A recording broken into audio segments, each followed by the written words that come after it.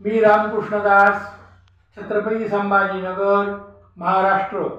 बाळकृष्ण वाणी या यूट्यूब चॅनलवरून सद्गुरू बाळकृष्ण महाराज यांच्या खंडीकर बीड यांच्या आशीर्वादाने व अनुज्ञेने आपल्या या जगातील सर्व मानवांना आध्यात्मिक ज्ञान प्रवचनातून शांती, समाधान व ज्ञान व मानवी जीवन सहज सफल होईल यासाठी आध्यात्मिक प्रवचने ऐकण्यासाठी आमच्या या चॅनलला सबस्क्राईब करावे व लाईक करावे. त्यामुळे आपल्याला पुढील व्हिडिओ पाहावयास मिळतील. श्री गणेश अंबा सद्गुरू बाळकृष्णाय नमः.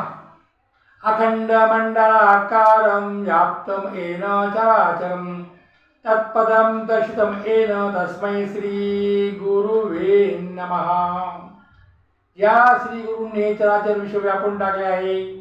भिन्नपणा कोठेच नाही व ज्यांनी सत म्हणजे ते शाश्वत ज्ञान ब्रह्म परमात्मा आहे याचा प्रत्यक्ष अनुभव आणून दिला त्या श्री गुरूंना साष्टांग नमस्कार असो.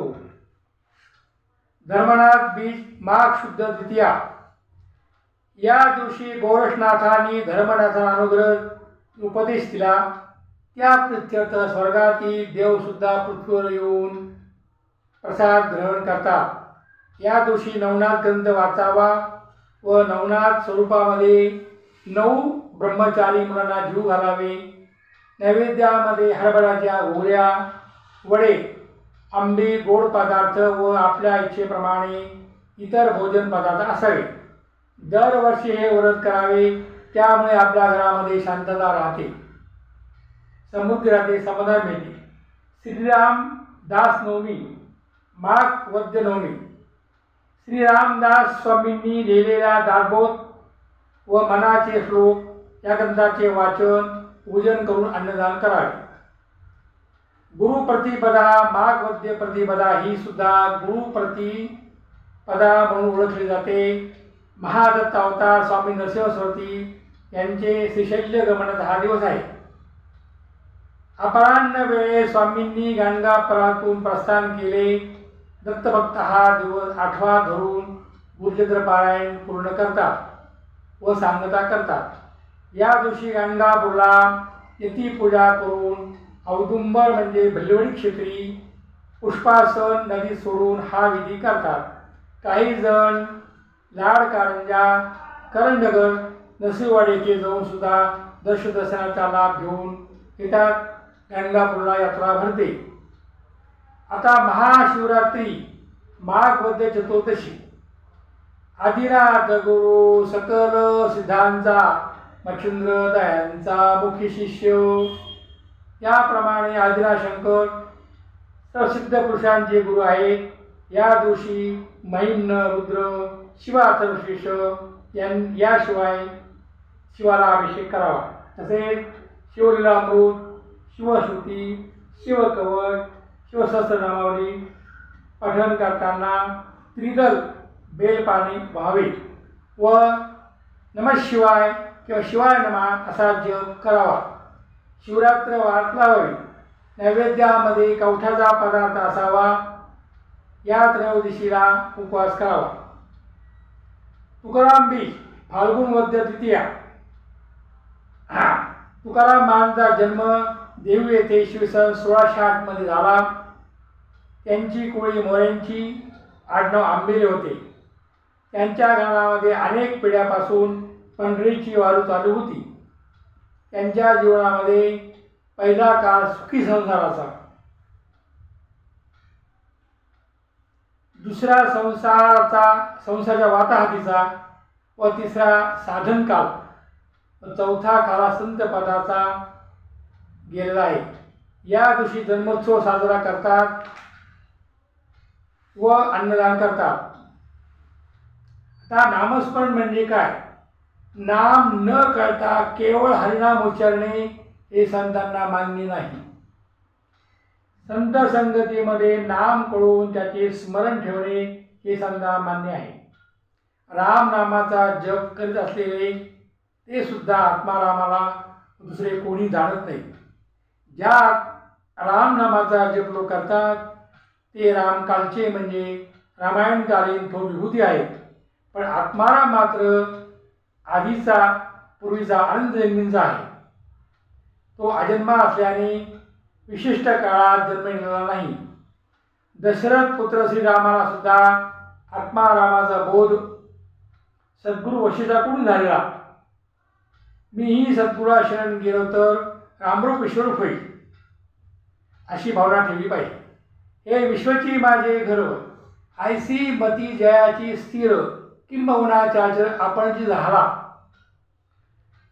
श्रीराम, श्रीकृष्ण, श्रीहरी इत्यादी नाम या संकल्पनेत येत नाहीत.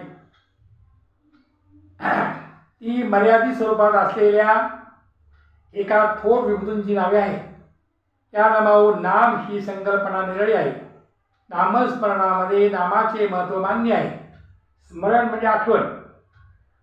पूर्वी अनुभवलेल्या गोष्टी आठवणे म्हणजे आपण पूर्वीपासून आत्मरूप आहोत व तसे आचरण करणे ही आठवण विसरू नये. आत्मध्यानामध्ये मग्न असताना जी कर्मे साधकाच्या हातून घडतात ती सर्व कर्मे अकर्म म्हणजे त्याला त्या कर्माची पाप पुण्य फळे भोगावी लागत नाही. ती त्याची संचित कर्मे संपल्यानंतर त्याच्या हातून सहज घडत असलेली अलौकिक अशी क्रियामान कर्मे होत. वस्तू न पाहता तिचे स्मरण होत नसते. पूर्वी ती पाहिलेली असेल तर तिचे स्मरण होते. भगवंताला आपण न पाहिल्यामुळे त्याला ओळखता न आल्यामुळे आपण त्याचे स्मरण करू शकत नाही. स्मरण करण्याचा प्रयत्न केल्यास तो फार काळ टिकू शकत नाही. ध्यानात सुद्धा विघ्न येत असल्याने विलंबाने व प्रयत्नांती ध्यान साध्य होऊ शकते. परंतु ध्यान लावण्याआधी भगवंताला ओळखले पाहिजे. भगवंताला म्हणजे आत्मप्राप्ती होण्यासाठी सद्गुरूंचा सहवास, आशीर्वाद, त्यांची निष्काम सेवा करावी लागते. आपले गुरु भगवंतच आहेत अशी आढळ भावना ठेवावी लागते आणि तशी भावना ठेवूनच सेवा व मंत्र जप नित्य केला पाहिजे. उदाहरणार्थ, माझ्या मुलाला न पाहता त्याचे स्मरण कसे होईल? श्रीरामाला सुद्धा लवकुश ही आपली मुले आहेत हे माहीत नव्हते. त्यांना ती ओळखता आले नाही. तसे अखंड नामस्मरणाने दर्शन होत नसून दर्शनानंतर स्मरण घडते व आत्मदर्शन होण्यासाठी सद्गुरूंची कृपा असावी लागते. त्यासाठी गुरूंची निष्काम सेवा करावी लागते. आधी दर्शन मग नामस्मरण. आधी देवाची मूर्ती समोर पाहून तिची पूजा आपण करतो. हे स्मरणाचे रहस्य लक्षात घेऊनच रामदास स्वामींनी स्मरणाला देव, विस्मरणाला दानव म्हटले आहे. दासबोध अध्याय 15 7:35. वस्तूशी जुळलेला म्हणजे भक्त, प्रत्यक्ष वस्तू म्हणजे देव आणि नाम या त्रिविध संगम नामस्मरणातून संतांना मान्य आहे. तुका म्हणे देव भक्तांचा संगम इथे ओघ नाम त्रिवेणीचा. असे या त्रिवेणीचा भक्त, देव, नाम यांचा संगम साधणारे नामस्मरण आपली स्वतःची ओळख करून देणारे सुलभ सोपे साधन आहे. नामामृत झाले मुळींचे स्मरण सहसाधन तुका म्हणे. प्रभू श्रीराम हे माता पिता भक्त, एक वचनी, सत्यवचनी, एक बाणी, शिवभक्त, उत्तम बंधू, पुत्र, आदर्श राजा होते. त्यांनी जीवनातील अनेक संकटांना तोंड देऊन धीर धरून त्यांनी जगलेल्या आयुष्याचा आदर्श त्याप्रमाणे आपल्याला आचरण करता आल्यास आपण सुद्धा राममय आत्मरूप होऊ शकतो. राम मंत्रामध्ये एवढी ताकद आहे की आपण आत्मरूप होऊ शकतो. रामच भगवान श्रीकृष्ण झाले व त्यांनी अलौकिक कार्य केले. अर्जुनाला भगवद्गीतेमध्ये अध्याय 2 श्लोक क्रमांक 47 कर्मण्येवाधिकारस्ते मा फलेषु कदाचन. मा कर्म हेतुर्भूमा ते संगोस्त कर्मणी. तुला केवळ कर्म करण्याचा अधिकार आहे, कर्मफळाचा अधिकार तुझ्याकडे नाही. कर्मफळाची आशा तू धरू नकोस, कर्म करण्याचेही सोडून देऊ नकोस. गीता ही कर्मप्रधान असून कर्माचे महत्त्व पटवून देते. कर्म हा मंदिराचा पाया आहे, भक्ती हा मंदिराचा भिंती आहे, तर ज्ञान हा मंदिराचा कळस आहे. संचित कर्म फेडण्यासाठी कर्म करावे लागते, ते फेडून संपवावे लागते. भक्ती म्हणजे प्रेम. मुंगीपासून ब्रह्मदेवापर्यंत कोणत्याही प्राण्याला शारीरिक मानसिक त्रास न देणे, सर्वांवर प्रेम करून त्याला सुख देणे, हीच खरी भक्ती आहे. व आत्म्याला ओळखणे हे आत्मज्ञान होय. कर्म शारीरिक व मानसिक दोन्ही असते, तर भक्ती आणि ज्ञान किंवा मानसिकच आहे. तसे नाम, भक्त आणि देव हे त्रिवेणी एकच असते. तसे कर्म, भक्ती, ज्ञान ही सुद्धा त्रिवेणी एकच आहे. नाम घेणे म्हणजे कर्म, तो करता. भक्त जो भक्ती करतो ते कर्म, और देव म्हणजे ज्ञान, तो कविता म्हणजे कर्ता कर्म कविता एकच भगवंत आहे. नाम परमात्मा स्वरूप आहे. ते कसे? नाम म्हणजे भगवंताचे नाव. साधन दृष्टीने निरनिराळ्या नावात फरक नाही. नाम ही जीव आणि शिव यांच्यामध्ये दुवा आहे. नाम साधन व साध्य दोन्ही आहे. नाम हे साधन आहे आणि साध्य आहे. नामाचा आरंभ सगुणात तर शेवट निर्गुणामध्ये होतो. तो सगुण निर्गुण दोन्ही आहे. भगवंत मुळात निर्गुण निराकार आहे. तो जेव्हा सगुणामध्ये आला तेव्हा नाम रूप लागले. सगुण निर्गुण भक्तीला नामाचा आधार आहे. आपली वृत्ती भगवंत यांना जोडणारी साखळी म्हणजे नामच होय. नाम व वृत्ती दोन्ही सूक्ष्म आहे. नाम सुधारेल व चित्त शांत होईल व त्यामुळे श्रद्धा उत्पन्न होईल. सगळ्यांचा भाव एकच आहे. अन्नाला स्वतःची चव असते. आपण त्यात आपली गोडी व आवड घालून ते आपण खातो. पण नामाला स्वतःची चव नाही, त्यात आपणच गोडी व आवड घालून ते घेतले पाहिजे. जितकी जास्त गोडी घालू तेवढे आपण जितकी जास्त गोडी घालू तेवढे अधिकच ते गोड लागते. पंढरपुरा अनेक वाटा जाण्यास आहेत, पण शेवटी बारीतून जावे लागतेच.